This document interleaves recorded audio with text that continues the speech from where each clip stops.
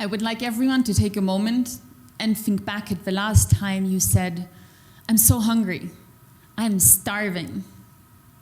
I bet that you used this expression rather recently. I love food, so I too use this phrase to express my desire or craving for food quite often. But have you ever thought what being hungry, real hungry, actually means? What it means to go to bed without knowing when or where your next meal will come from? What it means to not know the next time you will see the smile of your child as she receives a warm spoonful of food? What it means to not being able to stand up in the morning because you simply don't have the physical strength anymore?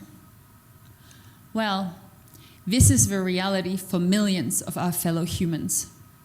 According to the Food and Agriculture Organization, each day, 25,000 people, including more than 10,000 children, die from hunger and related causes. More than 850 million people worldwide are estimated to be undernourished. We shall not even speak about the 2 billion that are facing hidden hunger, where through inadequate access to food, they face micronutrient deficiencies. Fact is, we have been talking about ending hunger for decades now. Yet, hunger is still not only an issue, but it is on a rise again. This paradox, where we as a society are producing sufficient food to feed the entire world population, but we are still dying of hunger, is unbelievable. It is unacceptable. And this isn't a problem of one specific continent. It is not only a problem in war zones or poor countries, it is all around us, in every country. So looking at this drawing of a 13-year-old boy from the Philippines, let's ask ourselves, is it even possible that we can create a world without hunger? Is it possible to imagine a future distinct from the past? A future in which everyone has access to good food. A future where everyone has a seat at the table.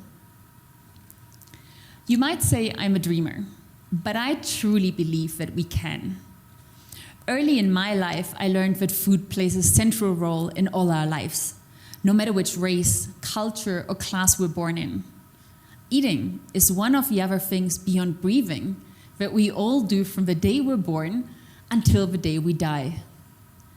But food is so much more than a biological need. And many of us still don't realize the power of food and the simple act of eating can have. Food gives us strength and fuel to live and think. It reconnects us to our deepest memories, to our history. Food is culture, community, and art. Eating is a political act.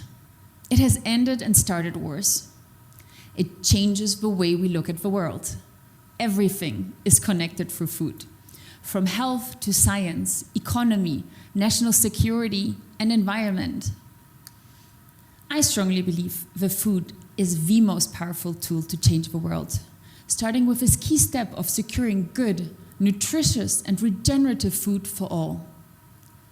And this is not just my personal conviction. Many of us who are part of the social gastronomy movement have seen it transform lives and realities. So by harnessing this power of food, we can all become part of a solution. In order to not only imagine, but co-create this world, we must ensure that communities around the world are able to reclaim the power of food. Working in the field, we have witnessed many faces of hunger and countless paths to get there. Poverty, conflict, natural disaster, life events such as job loss or addiction, or you're just born into it. I would like to share 3 stories that changed me and how I look at hunger today. First, let's start here in Brazil. This is Fabricio, a former restaurant owner. 4 years ago, in the middle of a fight, his wife ran into the street and was hit by a bus. It was traumatizing for Fabricio. He dealt with the loss of his wife by running. He ran from confronting his feeling, and he ran from guilt. He arrived in Rio de Janeiro, where he was robbed not once, but twice, and ended up in the streets, feeling full of guilt and worthlessness, he felt ashamed to even reach his own family, falling deeper and deeper into the rabbit hole of homelessness and hunger.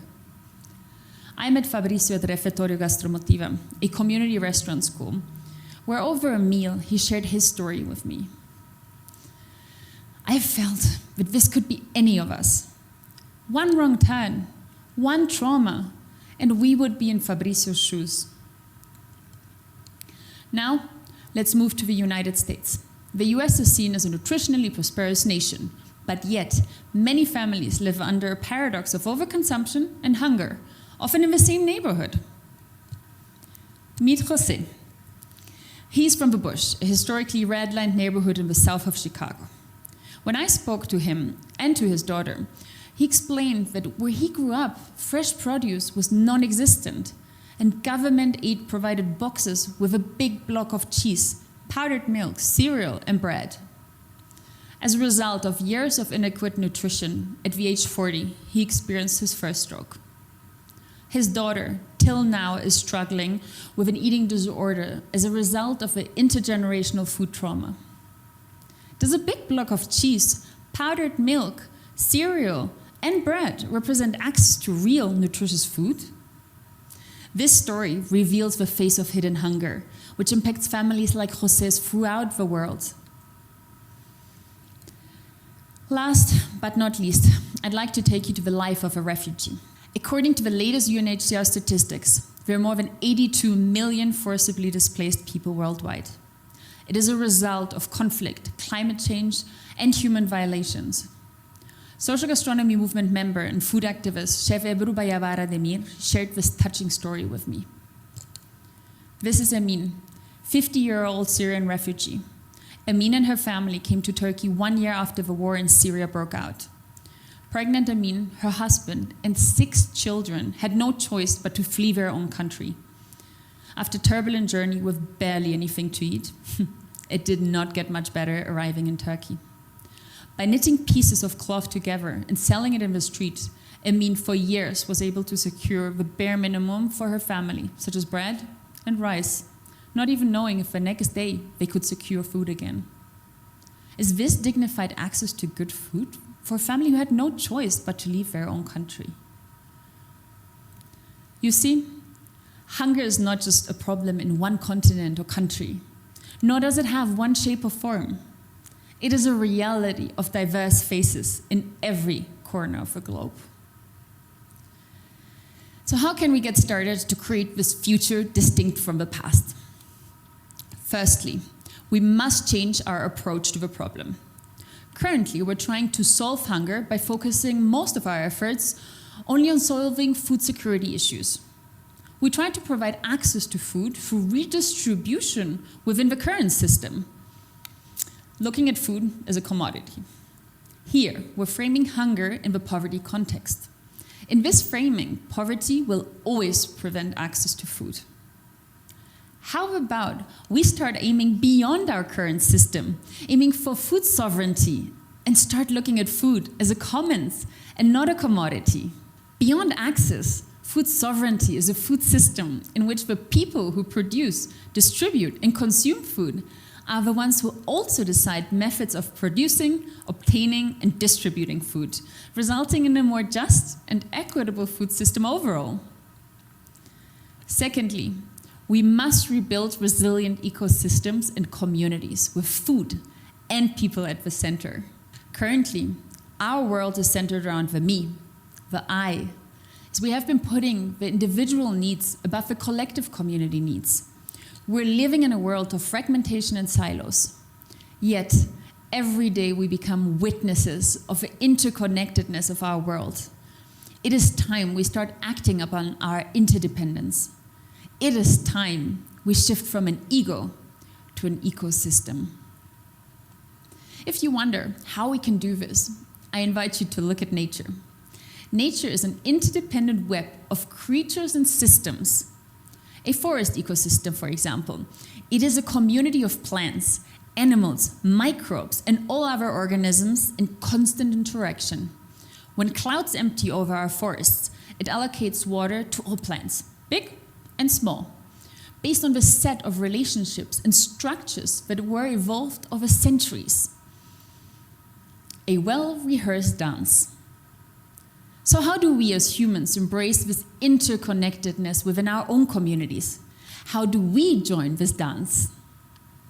Just like a forest, we all have a role to play in this evolution and survival of our own society, big and small.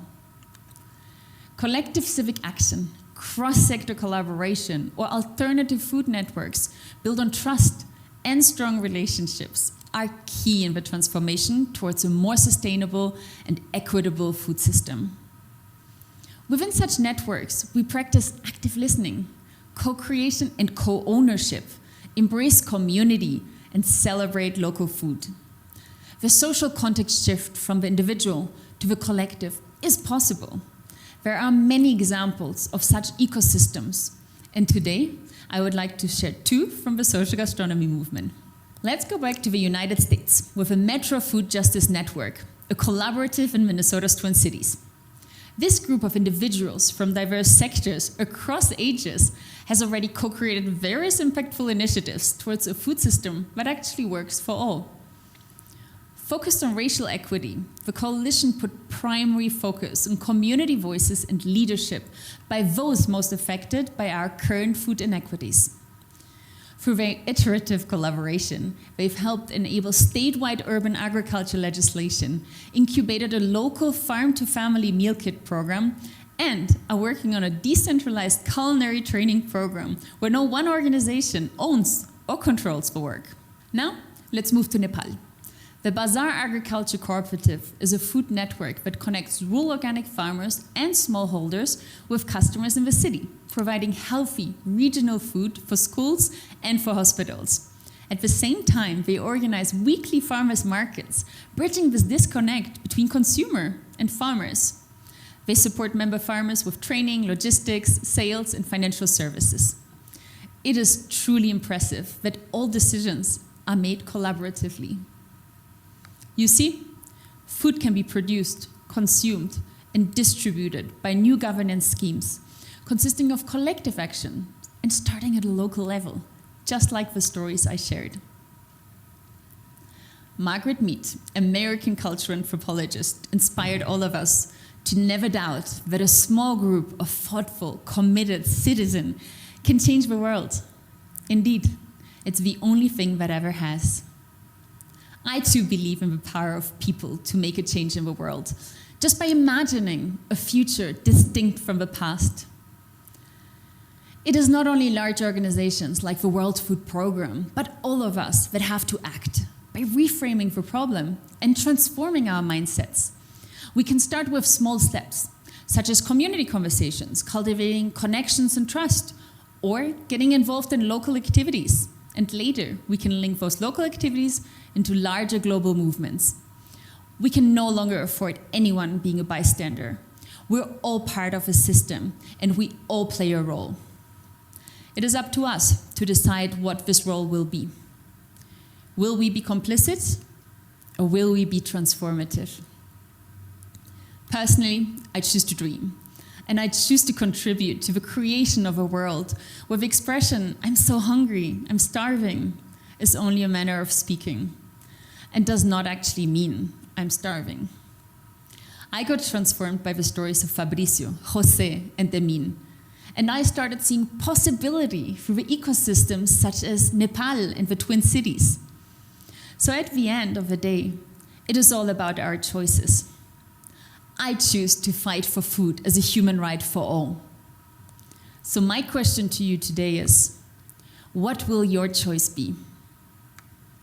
Thank you very much.